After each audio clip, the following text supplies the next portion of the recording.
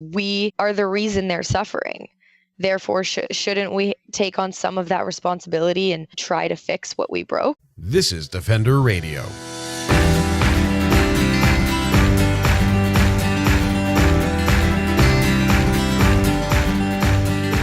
I'm Michael Howie, and this is Defender Radio, the podcast for wildlife advocates and animal lovers, brought to you by the Fur Bears. If you've read enough headlines about the environment and wildlife, it won't be long until you see one like kill wolves to protect endangered caribou. In simple terms, the suggested actions by some government-funded researchers or those with a vested interest in killing animals make sense. If we remove the predator or competition, the population of an animal targeted for conservation will increase. But that's not how things work in the real world, particularly when policy writers and elected officials ignore overwhelming scientific evidence and focus on easy answers that won't have a lasting positive impact. Charlotte Dawe, a campaigner with the Wilderness Committee, penned an outstanding article on this for The Strait, an online magazine recently. And she joined Defender Radio to discuss the concept of killing animals to save animals, science-informed decision-making, and how we can all be a part of lasting, compassionate solutions for the environment. So I read this great article that you wrote in the Georgia Strait, which is a wonderful online media outlet, about, the title I think explains what it's about, our obsession with killing some animals to save others. And this came out in mid-February, and I'm going to let you maybe just explain sort of the thesis of what you were writing about overall. Yeah. So, I'm the conservation and policy campaigner for the Wilderness Committee, and so I'm always looking at what people are like, what the government's planning for species at risk, how they're going to help recover certain species. I'm really involved there, and so I just saw this growing trend of new proposals to kill animals in order to recover other animals, and the issue is that it's not like they're choosing to kill animals as a last case scenario. As if they've tried every other option to recover the species and nothing is working, and so this is their only option. It's not like that. Basically, killing an animal, killing the predator or a prey species that's linked to increased predation is usually the first thing that governments look to as a measure to try to save an animal. So like a good example is Chinook salmon. I mean, there's a million reasons why Chinook salmon are declining. Stream like habitat loss from us destroying their streams and their spawning grounds, polluted waterways, overfishing. We also have the threat of fish farms that are transferring disease. But the government is now talking about, in order to save Chinook, we must kill seals and sea lions. Mm-hmm.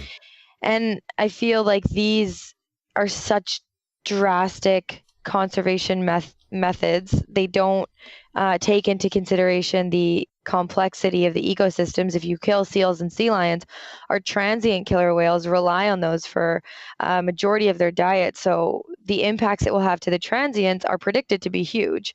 And then we might have another orca joining our federal species at risk list.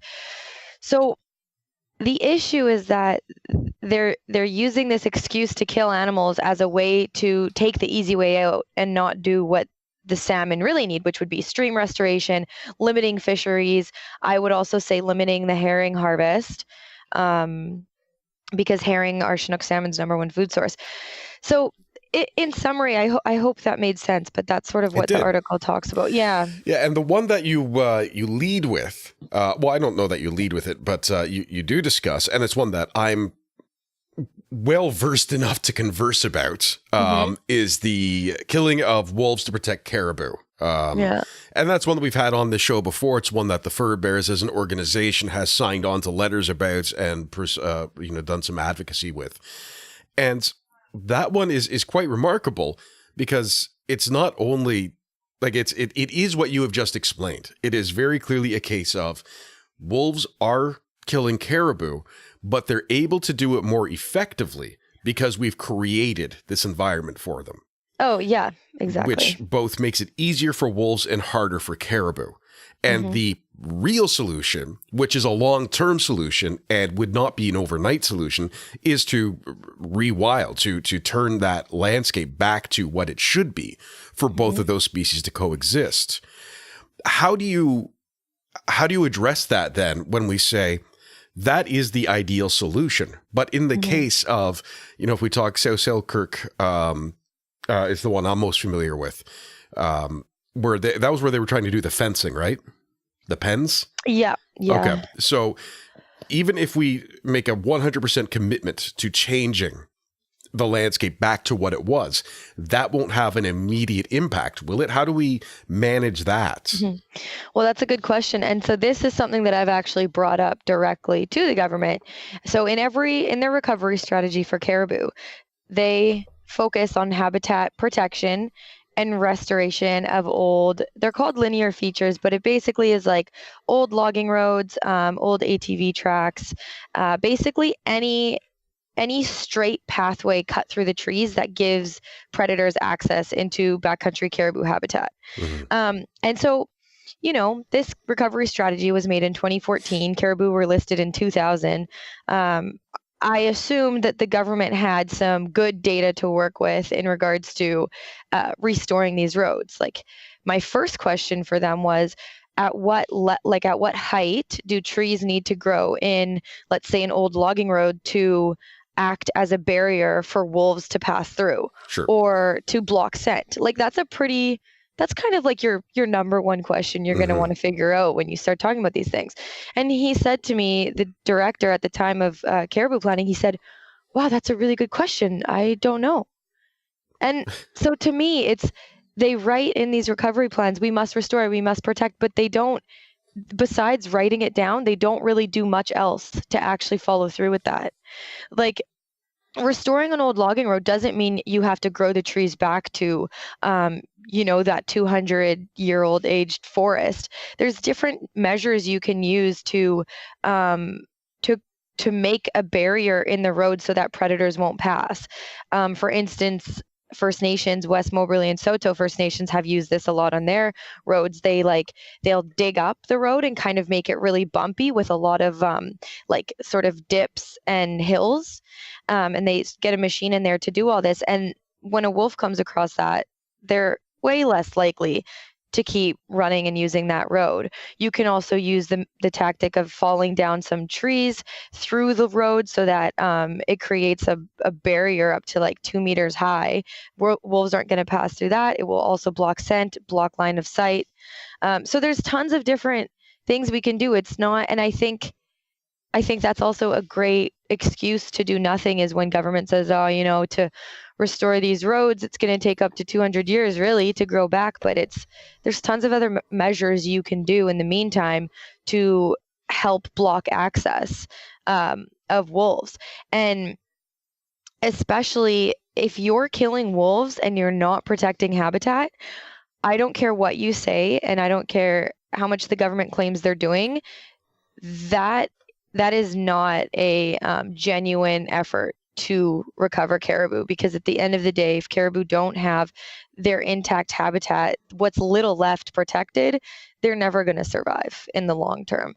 And I think, the practice of penning and killing wolves, I mean, why don't we just put caribou in the zoo? It's basically doing the same thing. It's removing their predators and it's putting them in a cage.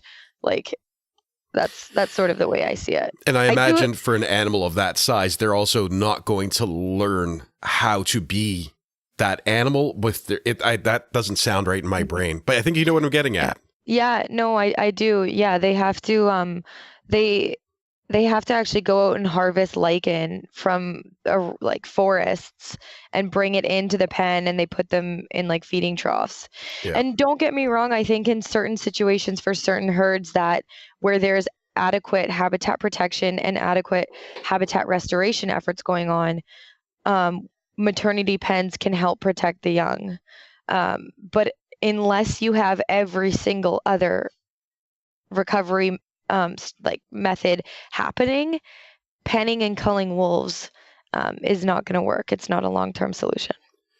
I'm pretty sure there's a joke about my therapist in there, but I'm not quite making it yet. One of the other parts of this that's fascinating is the concept that predators are the problem. And this is, you loop around this and you actually outright say it is, and I've also said this, and I think those of us who are in this field come to this conclusion pretty quickly when you objectively start looking at all this information, that humans are the problem. Whether it is our habitat changes or our policies. I think a great example of this, and I know this is happening in Alberta, I don't know about BC with the wolf culls. While they are culling wolves, saying they have to do it to protect caribou, they are continuing to allow resource exploitation in the regions where the caribou live. Oh yeah, that's happening. Oh gosh, that's happening at a crazy scale here. I have some pretty shocking stats if you want to know some of them. Yeah.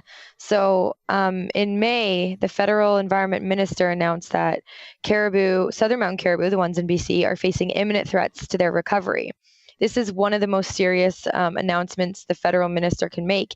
And it's serious because it means that she's one step closer to issuing an emergency order to protect southern mountain caribou. That emergency order would allow the federal government to take over habitat management and caribou recovery management on BC provincial land. Wow. So the BC government is trying to avoid that from happening. It's because obviously they'd basically be giving up control of their, of a lot of their land. And so the BC government, we wanted to see how they responded, right? So this announcement should have been met with really bold action from the province, and the province should have, been like, okay, the spotlight's on us. Let's make sure we're doing a good job for caribou.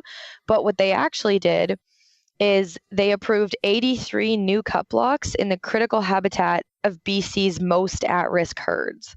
And that's from when the announcement was made to September. So that was, I think, in 3 short months, they approved 83 more cut blocks in the 8 most at-risk herds. So it just goes to show that, they're saying we're doing all this for caribou, but they are green lighting the destruction of the critical habitat of southern mountain caribou. Another story I've heard, and it bothers me, I can't remember which animals are involved, but it was on the West Coast. And the lesson is the part I wanted to get at, but it bothers me I can't remember the animals. You may know this one. It may have been a bird, a cormorant of some kind. They said they are devastating fish populations here, so let's move them out of this area to somewhere else, and it'll solve the problem. And the biologist said, no, where they are is causing the least amount of harm. Keep them here. And of course, they moved them, and sure enough, ended up like devastating some fish stock elsewhere.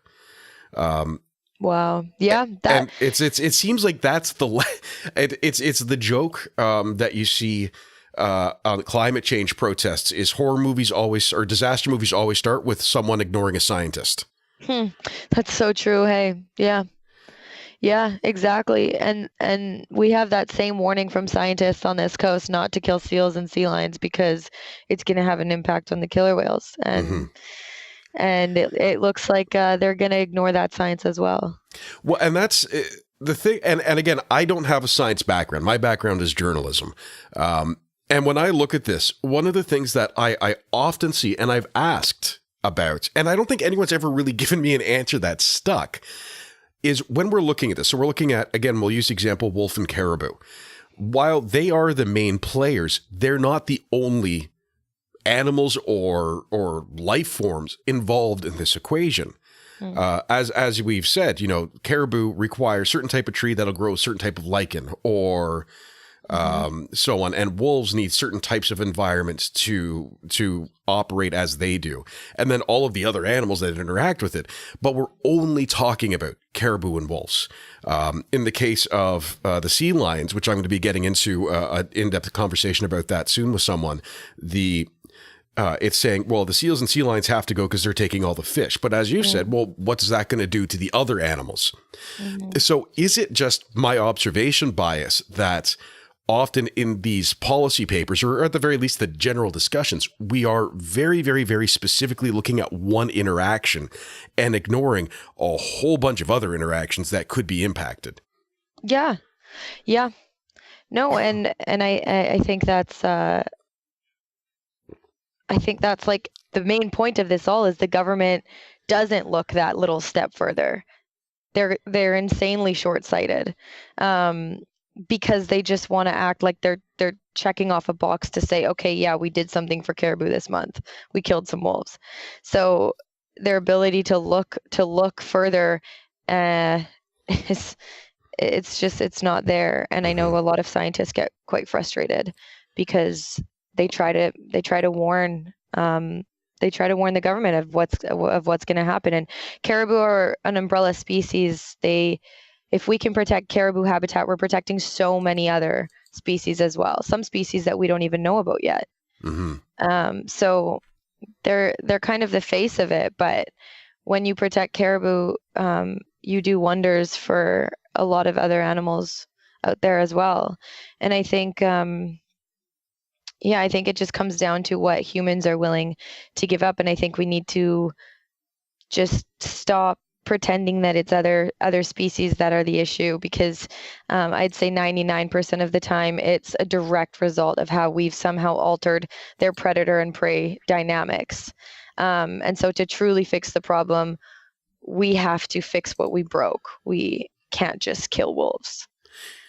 Why do you think people seem, and again, this is a very, very, very subjective point, but there seems to be a large number of people who are comfortable with this kind of management of saying, well, the predators are causing the problem, let's get rid of them. And we can talk about it in the context of what you've written with at-risk species, or we can talk about it in what I deal with more is, coyotes in communities or on farmland.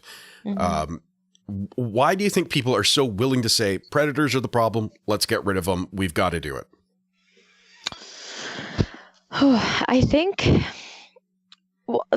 there's two things. I think for the coyotes and sometimes wolves, there's the direct interaction with those predators. So there's people who might live, in the backcountry, in areas that have more wilderness, and they might commonly come across these animals, commonly see tracks and stuff like that. And so I think there's this is kind of what I've run into a lot. I also worked in Africa helping to rehabilitate wild animals, and this is a similar theme that I found, is that when you're immersed in it, and when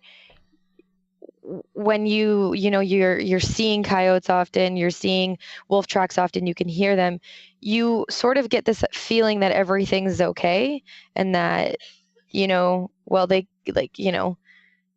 the coyote numbers are booming because I see them all the time, and wolves are okay because I can hear them howl at night. But it's because they're immersed in possibly just a small fraction of the wilderness that's left.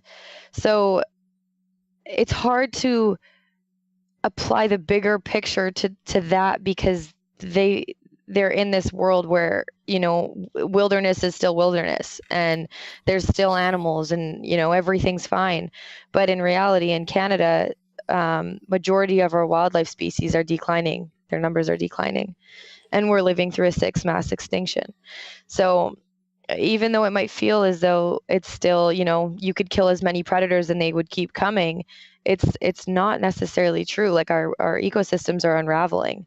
And until you step back and look at the bigger picture, I think it might be hard to grasp that.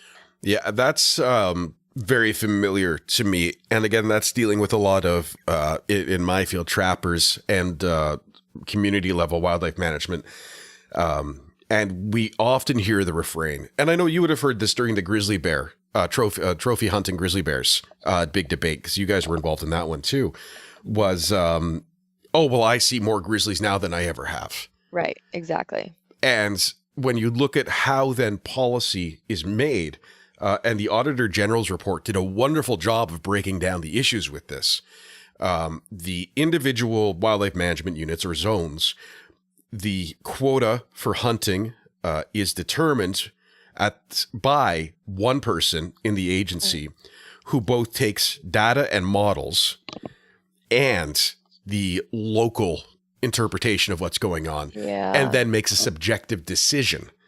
So they're not relying on the science necessarily, even though they have the science right there. They're saying, well, these 10 people tell me they're seeing more grizzly bears, therefore there must be more grizzly bears. Right. Which has an obvious fatal flaw. If one person sees 10 grizzly bears, or you could have 10 people see one grizzly bear, and so on and so forth. So yeah. And I think also like that is very common, is these communities are saying, oh, well, we're seeing more wolves and whatnot, but we're also getting access into wilderness we've never had access to before. We're building more roads. We're like hunters and trappers are coming up with better ways to lure in species. And so like it's sort of like a bias in our sampling, like to compare what we're seeing now to what we saw 10 years ago. You can't compare it on the same scale because our ability to get out into deeper, like more wild areas is far better, and we have more people going out also. Yeah. So like it's this huge sampling bias, and the truth is we don't really know how many species are actually doing. We don't have that good of a system set up here in BC to monitor predators, especially. So it's it's something that I think we definitely need to fix. And yeah. And before we pivot, I did find the article. It was actually someone had shared it in the comments of your article on the Georgia Straits. Okay. And I don't know if that's where I saw it the first time, but I did see it. This is from Courthouse News Service, February 5th by Karina Brown. The lead, I'll just read that part. The federal government killed thousands of double-crested cormorants in Oregon between 2015 and 2017 and may have caused the collapse of the bird's largest breeding colony in a bungled effort to help young salmon make it to the ocean alive. Meanwhile, state biologists say the birds just moved upriver, where each eat 3 times as much salmon. Yeah, I think I do remember reading that. Like, how does that happen? I know. How does everybody who was involved in that not get fired? I know. You raise a very interesting point there. You raise a very interesting point, because I like to think, like, in most workplaces, is if you absolutely fail to do the job you were assigned, it's like there should be some sort of repercussion, but we don't see that when it comes to wildlife and species at risk management. Like we had, I don't want to mention names here, but we had someone overseeing caribou in BC, and under his supervision 2 caribou herds went extinct. Yeah. And he ended up leaving a few years after that happened, or a year after that happened. But like, where is the accountability? Where is the okay, this wasn't done right, so we need to fix it? It doesn't exist, like, because in reality, I think a lot of people in BC, like the ministry's office, especially the forest ministry's office, is not actually working to recover caribou. They're working to appear like they're recovering caribou, and to kind of get away with doing the absolute bare minimum, and just to basically push off extinction until someone else comes into office. It's problematic when, and I feel terrible, and this is one of the reasons that I don't think I'll ever work for government, is those biologists, the ecologists, everyone involved in these projects have their hands partially tied down, at least, by a government that's primary goal is to get reelected in 4 years. I mean, that's the primary goal of a politician. And I don't say that lightly. I have spent a lot of time considering that statement. Yeah. Far too much, again, a therapy joke. But I think like when we consider that, and then we apply that to, well, we're supposed to be making scientific foundations for the next 200 years, or scientifically founded decisions for the next 200 years. That's being led by people who are only truly concerned about the next 4 years. Mm-hmm. That's problematic. Yeah. And I actually know of cases where really wonderful biologists whose whole life they've devoted to protecting caribou and recovering caribou, they've actually quit. They've quit. They were employed with the government, but they've quit because it was just too hard to watch this all unravel the way it has. And then, you're only left with the people who maybe don't have the best, like the right experience or the best interests. So you're losing those. You kind of lose your scientists who are in it for the right reasons. Yeah. And now on to a happier note. How do we stave off the end of extinction? Let's knock that one out in the next 5. Okay, yeah, really quickly. I have such a short answer for this one. No. Oh, good. There happens to be a formula that's taught to all first-year biologists. If you do this, you will be saved. That was an office joke, if there's any office people. But anyways. Yeah, so I think it's, to stop thinking, I don't know if I should say this, but to kind of stop playing God and just fix what we broke, like fix the ecosystems, repair the ecosystems. I think this notion of, but money versus species, like that has to end, because as we start to lose species, we are pushing ourselves closer to extinction. So it's not a matter of like, I like snowmobiling in the backcountry versus this species might die. It's we're destroying our ecosystems, and it's also putting us at risk. So when decisions are constantly made for money or for industry's interests, that's putting humanity at risk, and we need to acknowledge that and account for that in decision making.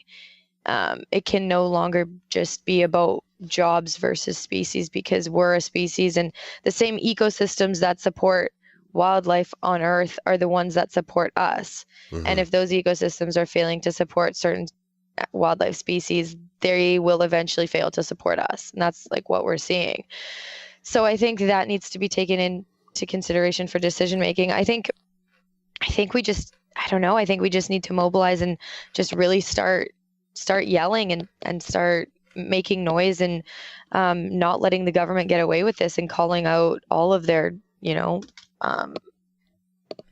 I don't know if I can swear, but all of their bullshit. Oh, you can swear. Okay. Trust, it's cool. Don't worry about that. Trying to find another word for that, and I failed, but yeah. And then lastly, in BC, this is a good news update type thing. We're getting an endangered species law for BC. So finally, we'll be able to have some legal protection for wildlife that are facing extinction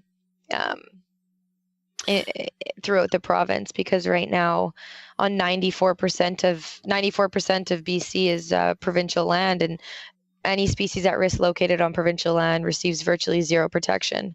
So does Wilderness Committee have any kind of action items regarding that currently? We will. The government is going to be coming out with that law soon, and then we'll be able to write in on what we think about it. We've been in the process of helping draft this law, and we are really, really hoping that the government hasn't, caved to industry.